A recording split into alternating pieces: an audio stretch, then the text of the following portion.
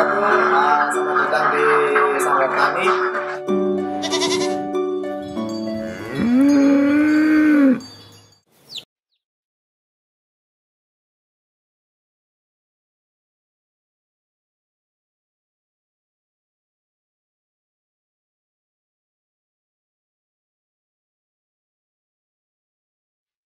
Ini kebetulan teman-teman Sanggar Tani ada di luar, tepatnya di Pelosok Gede, tepatnya juga ini di kandang kelompok tani, dan di sebelah saya ada Mas Heri selaku anggota nih Mas, anggota dari kelompok tani tersebut. Nah, kali ini kita akan membicarakan tentang pemeliharaan bebek serta bagaimana bisnis ini bisa berjalan untuk memenuhi kebutuhan sehari-hari. Oke.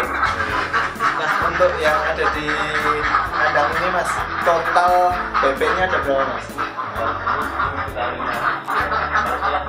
500-an sedikit ya. Kalau di kandang lain, total ada kandang kelompok di kelompok tani ini berapa Mas? Total semuanya sekitar 1000-an. Total semua populasinya itu terdiri dari jenis apa saja? Ada yang kalung, ya terus ada tugas sama kalung. Oke, untuk informasi aja, tugas itu dari ini bebek Jawa ya, belakang kalungnya itu. Kayak di sini adalah tujuan tidak campur atau Jawa. Berarti istilah lainnya bebek Mataram. Kayaknya bebek Mataram sama bebek Libas ini hampir sama. Kalau yang kedua adalah bebek kalung, ini bebek khas Magelang ya Mas. Nah, oke.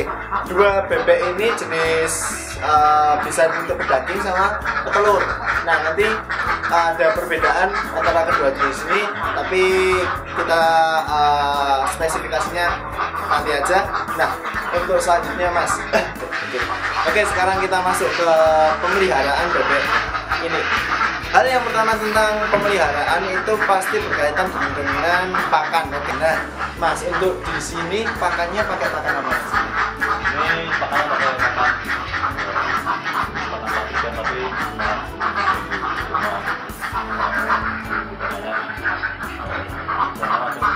udah jadi ya, sentrat udah jadi, nggak dicampurin, udah jadi itu campuri air. berarti itu emang nggak perlu dicampur konsep bahan-bahan lain kayak pekatur itu nggak? Itu harga berapa Mas? Dan sekarang ini 240. ya, naik turunnya 250. Kita bulatkan 250. Nah, kita mulai hitung-hitungan untuk biaya pengoperasian bebek ini ya. Jadi biaya pakan itu 50 kilo ya Mas? 50 kilo. 50 kilo satu sak ya? Satu sak, berarti per kilonya itu sekitar 5.000 rupiah. Nah, padahal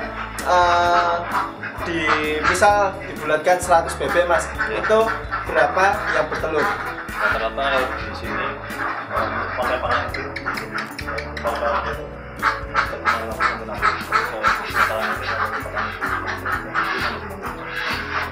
sampai 90%.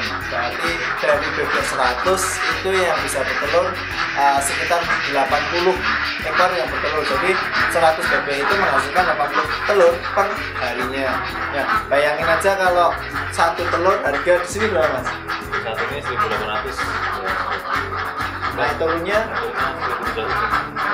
1.900-an ya, 1.900 dikali 100 dikurangi biaya pakan. Kalau pakannya satu sak itu untuk 100 ekor berapa hari? Atau 3 hari? harian? Kalau untuk bebek satu itu sekitar 2 hari habis 15 sampai 16 kilo. 16 kilo, 15 sampai 16 kilo. Berarti satu bebeknya 1,5 kilo ya? 150 gram, sorry, 150 gram. Nah, kalian bisa hitung-hitung sendiri. Nanti biaya untuk keuntungannya bisa dicari dengan biaya pakan tadi 1.600 itu per ekor per harinya, dikurangi jumlah produksinya satu telur, anggap saja satu telur 2.000 perak. Oke, jadi satu bebek itu keuntungannya 400. Bayangin kalau punya 100 dikali 4, 100 ekor dikali 400 itu 40.000. Kalau teman-teman punya bebek sekitar 1000-an itu per harinya bisa keuntungan 400.000 kayak gitu untuk hitung-hitungan kasarnya. Nah, selain dari telur Mas, dari kelompok tani ini punya komunitas apa? Kalau dulu ada yang daging. Daging ada. Dulu ada. Sekarang sih nanti bisa Kalau untuk kalau menurut Masnya juga pelihara toh? Nah, dari bebek kalung sama lugas itu lebih enak mana Mas? kalau untuk petelur banyak kenal bagian lugas. Karena di sini kan mengembangkan yang kalung dari biar produk dalam produk lokalnya juga keterangan ya Mas. Tapi catatan lugas sama kalung itu enak lugas itu betulnya enaknya di mana Mas? Nggak cepet belum stres kalau nggak cepet rotak dulu. Sebenarnya sih untuk hampir sama cuma beda tipis Produksinya gitu. tapi untuk pendamping itu bagus yang kalung tetap bisa. Nah, ini untuk teman-teman tahu juga ada rumor bahwa bebek kalung itu makannya dokoh, istilahnya makannya banyak banget dibanding bebek-bebek lain, apalagi dibanding bebek Mojosari. Nah, bebek Mojosari itu makannya dikit, telurnya banyak. Kalau kalung itu kebalikannya. Nah, itu benar nggak Mas? Untuk bebek kalung memang makannya lebih banyak dari yang lain? Saya kira sih enggak terlalu juga, soalnya yang bebek kalung makannya juga kalau udah telur makannya nggak terlalu lambat ya, sama seperti biasanya juga sampai sana. Untuk pemeliharaannya yang dari kelompok itu dari DOC atau dari Bayak langsung dari Bayak? Dari 6 bulanan lah, 6 bulan. Bayak 6 bulan 5 bulan itu harga berapa Mas? Kalau sekitar 90 100. Kalau yang di Bayak 85. Lebih murah, lebih murah tapi produksinya lebih bagus tuh. Bisa buat rekomendasi buat teman-teman yang mau pelihara. Kalau ini tahu nggak Mas kandungan pakannya apa aja? Kalau kandungannya nggak bisa tahu pasti soalnya itu pakan dirahasiakan. programnya soalnya. Jadi tapi tetap bisa beli loh Mas. Kalau teman-teman dari luar mau beli di sini bisa harga 250. Tapi kalau tanya itu pakannya apa aja, nggak bisa. Yang penting itu pakannya bagus, bisa teman-teman coba. Nah, untuk informasi aja, tadi sempat nyinggung juga bayah itu adalah usia bebek yang mau bertelur. Nah, sekitar umur 5 sampai 6 bulan ya Mas? Iya, kalau bebek kalau itu 6 bulan baru bertelur. 6 bulan sampai 7. 6 sampai 7. Oh, berarti dari kedua jenis ini bisa dibedakan nih.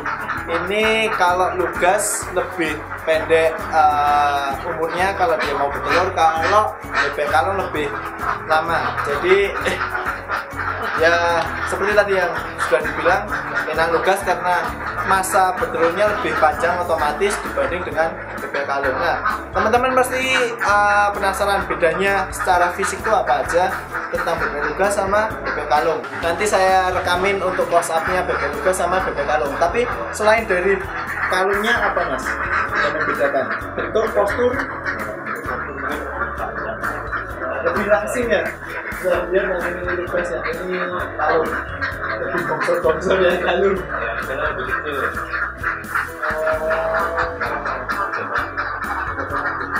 Oh iya, ada satu bahasan lagi yang akan dibahas, yaitu tentang manajemen satu kandang. Nah, untuk di kandang kelompok tani ini Mas, satu kandang itu ada jantannya atau memakai jantan atau enggak? Iya, di sini memakai jantan semua, soalnya yang kalau yang kalung ini kan di untuk dipetaskan. jantan semua. Berapa ya Anu mas, 10 banding pastinya 1. 10 betina, 1 jantan. Oke. Dan kita Tapi itu banyak yang fertil mas telurnya. ya Udah pernah ada yang mutasi? juga saya juga pesen kalau yang kalau Hasilnya gimana mas? Yang ya lumayan cepat. berapa persen yang persentase? Misal dari 100 itu berapa persen? Ya bisa itu tergantung dari kitanya sih ya. Sama pemilihan Pembelian telurnya. telurnya. Saya itu kemarin yang anggota terus kan pernah coba 40 40 terus wih, berarti itu hampir 90% ke atas itu udah masuk telur yang bagus, istilahnya kualitas untuk penjelasan itu. Teman-teman kalau buat informasi lagi bahwa kalau bebek petelur itu bisa nelur tanpa harus ada jantannya, iya mas. Nah, kenapa kayak gitu? Karena di dalam pakan itu sudah ada kandungan-kandungan yang untuk petelur kayak gitu. Tapi di sini ada mas, yang satu kandang nggak ada jantannya. Di kandang lain. Ada semua berarti. nggak apa Untuk pembibitan itu ya penetasan masih di bab masa pemeliharaan. Nah, untuk di kelompok terutama di kandang ini mas, ini sistem pemeliharaannya tetap di kandang atau di indoor mas, di luar?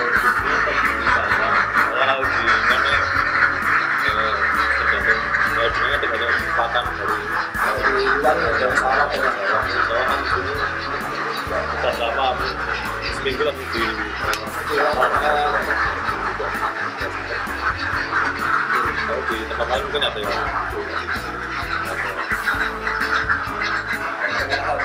Berarti bisa dikatakan bahwa sistem pemeliharaan di sini itu intensif, modern intensif. Jadi pemeliharaan tetap di kandang nggak ada yang keluar-keluar, dan pemberi